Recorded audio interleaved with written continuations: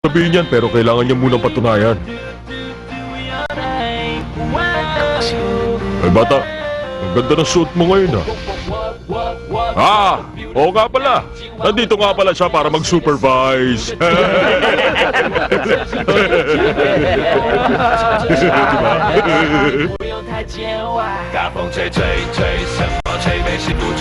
Ay bata, gumamit ka ba ng ruler nung nagsusukat ka? Hindi pantay-pantay.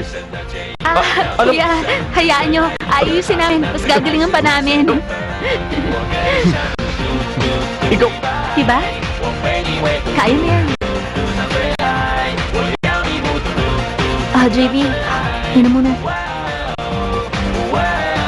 Okay? okay, boss. Sa kayo nakatingin. Pasensya na. Dapat matapos na natin ang isang ngayon. Kuya, inom muna kayo. Salamat. Okay. Kayo, kuya. Okay lang.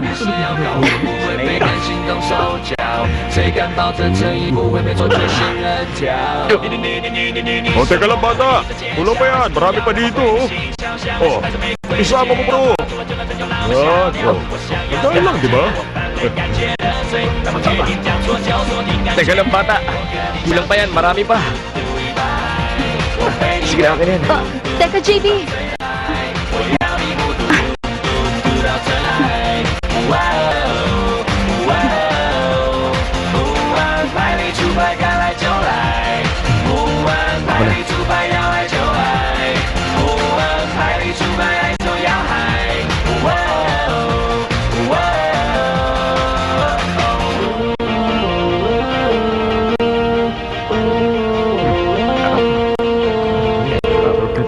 Alam mo ka rin, silip talaga ako sa'yo.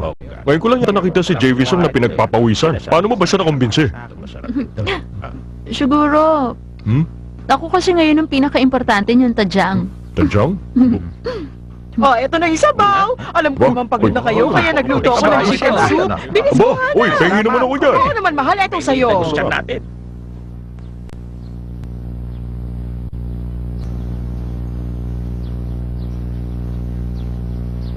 Wow, ang sipag naman ng baboy damong yan. Ano ba, aatakihin naman ako sa'yo.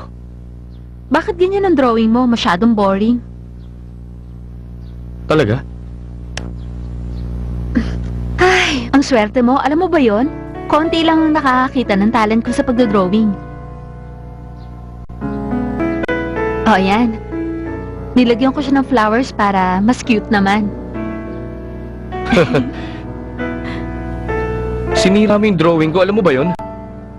Ayaw mo ba? Buburahin ko. Ayoko nga. Akin na nga! Akin to ha, bakit ba? Akin na kasi! Ano ba? Uy, mahal. Tingnan mo yung dalawa. Nakakakilig sila. Di ba ganyan din tayo nung bata-bata pa tayo? Aba, hindi Mas gwapo naman ako sa kanya nung kabataan ko.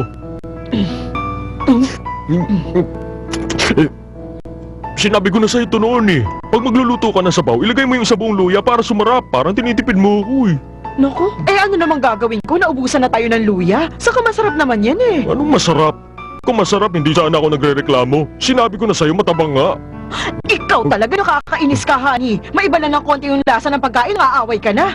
Pareho kayo ng ugali ni Mr. Song, mga perfectionist. Alam mo sa palagay ko, kung ang project nyo ngayon ay ang sabaw, malamang magkakasundo kayong dalawa. Tama na nga. Saka huwag ka na rin magalit kay Mr. Song. Sige na, balik ka na sa loob. Magtrabaho ka na doon.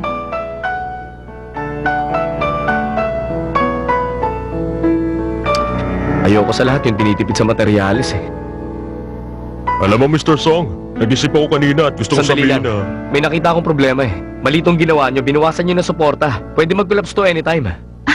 Ano ka ba, JV? Tumahimik ka nga lang mo. Dapat kasi, ang tahanan na maging pinakaligtas na lugar.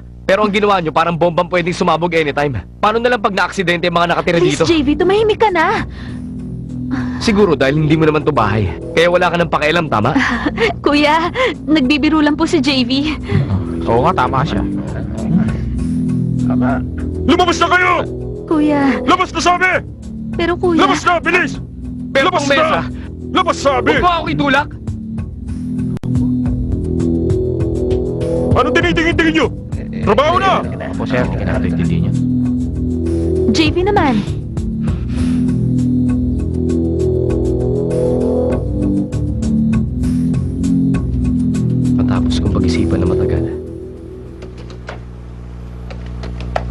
Ako si JV Song. Ay nakapagdesisyon na mag-resign na mula sa Awya. Nalaman ko na hindi ako nababagay na magpatuloy pa bilang isang interior designer. Resignation effective immediately.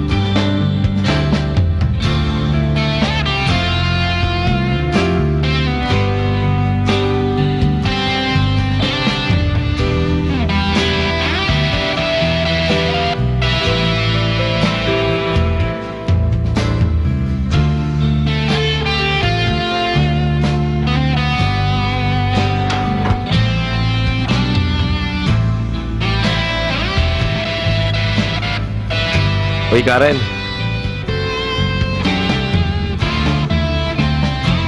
Karen?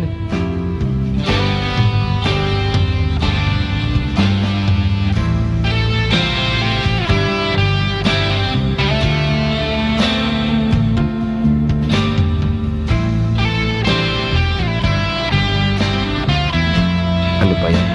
Galit pa rin ba siya sa akin?